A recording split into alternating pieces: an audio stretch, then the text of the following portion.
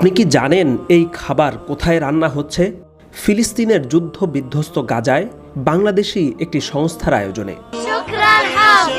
আমরা ভাবি গাজার মানুষ শুধু ইসরায়েলের হামলাতেই মারা যায়, কিন্তু আপনি কি জানেন গাজায় এখন চলছে পৃথিবীর সবচেয়ে ভয়াবহ দুর্ভিক্ষ, যেখানে আমাদের মুসলিম ভাই বোনেরা মাসের পর মাস না খেয়ে মৃত্যুবরণ করছে, যেখানে এক প্লেট খিচুড়ির দাম 1000 টাকা, 1 কেজি ময়দার দাম 5000 আর 3টি আলুর দাম 7000 টাকা। কাজেই ইসরায়েলের সাথে শুধু অস্ত্রের লড়াই নয়, গাজাবাসী একই সঙ্গে দুর্ভিক্ষের সাথেও লড়াই করছে। আর সেই লড়াইয়ে কাঁধে কাঁধ মিলিয়ে তাদের পাশে দাঁড়িয়েছে বাংলাদেশের সুপরিচিত সেবা সংস্থা হাফেজি চ্যারিটেবল সোসাইটি বাংলাদেশ। গাজার দেইর আল বালাহ, রাফা এবং খান ইউনিস সহ বড় বড় শহরগুলোতে হাফেজি চ্যারিটেবল নিয়মিত ক্ষুধার্ত ভাইদের মুখে খাবার তুলে দিচ্ছে। ইসরায়েলি আগ্রাসনে অজস্র মানুষ রাফা ক্রসিং পার হয়ে মিশরে মানবেতর জীবন যাপন করছে। অজস্র মানুষ পাপিষ্ঠ ইসরায়েলিদের বিমান হামলায় আহত হয়ে হাসপাতালে ছটফট করছে। হাজার হাজার শিশু রাতারাতি এতিম হয়ে গেছে। তাদের সেবায় 6000 কিলোমিটার দূর থেকে ছুটে গিয়েছে বাংলাদেশের হাফেজি চ্যারিটেবল সোসাইটি।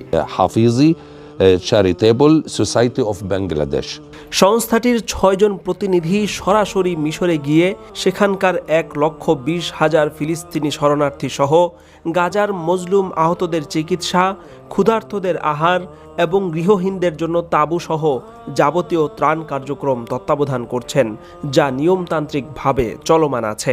সংস্থাটির অন্যতম মুরব্বী এবং বেফাক মহাসচিব মাওলানা মুফতি মাহফুজুল হক দামাত বারাকাতুহুম জানিয়েছেন, যতদিন গাজায় যুদ্ধ চলবে ততদিন হাফেজি চ্যারিটেবল সোসাইটি সেখানে মানবিক কার্যক্রম অব্যাহত রাখবে। যতদিন পর্যন্ত যুদ্ধ চলবে, মানুষের অসহায়ত্ব চলমান থাকবে, তাদের খাবার এবং পানি, চিকিৎসা, আসবাব, আবাসনের জন্য তাঁবু, রমজানের ইফতার বাজার, ঈদ সামগ্রী বিতরণ ইত্যাদি, এগুলা হাফেজি চ্যারিটেবল সোসাইটি অব বাংলাদেশের পরিকল্পনাধীন রয়েছে। তবে হাফেজি চ্যারিটেবল সোসাইটি গণহারে ত্রাণ না দিয়ে পুরো কাজটিকে মহাপরিকল্পনার আওতায় সুচারুরূপে পরিচালনা করছে।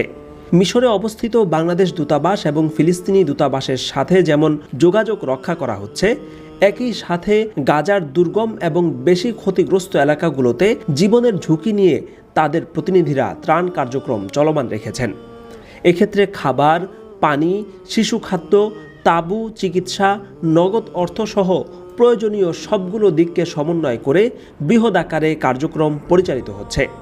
বাংলাদেশেরই আপামর জনগণের দেয়া অনুদানে গাজার নিপীড়িত মানুষের মুখে হাসি ফোটানোর এই সংগ্রাম করছে হাফেজি চ্যারিটেবল সোসাইটি, যার স্বীকৃতি স্বরূপ সংস্থাটিকে বিরল সম্মাননায় ভূষিত করেছে মিশরে অবস্থিত ফিলিস্তিন দূতাবাস, মিশর রেড ক্রিসেন্ট এবং আল আজহার ইউনিভার্সিটি।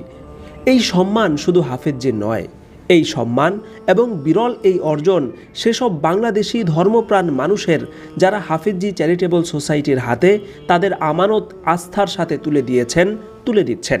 চার্টার্ড অ্যাকাউন্টেন্টের হাতে ডিভিসি অডিট রিপোর্টের মাধ্যমে যাবতীয় কার্যক্রমের সর্বোচ্চ স্বচ্ছতা রক্ষা করায় হাফেজি চ্যারিটেবলের প্রতি মানুষের আস্থা ও ভালোবাসার পারদ দিন দিন বেড়েই চলেছে।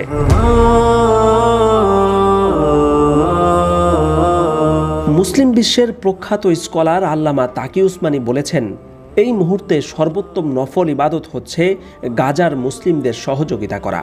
এমনকি নফল উমরার বদলে সেই টাকা গাজায় পাঠালে আরো বেশি সওয়াব হবে।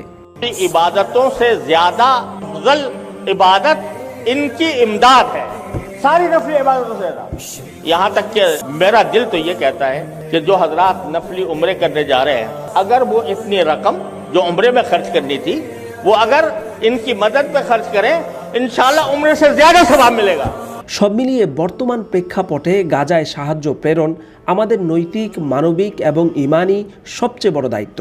তাই আসুন হাত বাড়াই, হাত মেলাই, হাফেজি চ্যারিটেবল সোসাইটির সাথে কাঁধে কাঁধ মিলিয়ে শরিক হই গাজাবাসীর এই সংগ্রামী জীবনে।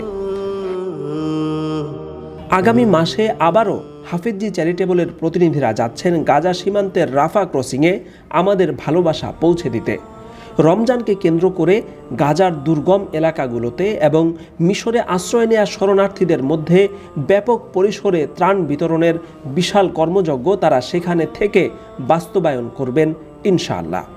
কাজেই এই মুহূর্তে সবচেয়ে উপযুক্ত স্থানে আপনার জাকাত, সদকা অথবা যে কোনো দান গাজাবাসীর কাছে বিশ্বস্ততার সাথে পৌঁছে দিতে যোগাযোগ করতে পারেন হাফেজি চ্যারিটেবল সোসাইটির সাথে স্ক্রিনে দেয়া নম্বরগুলো থেকে।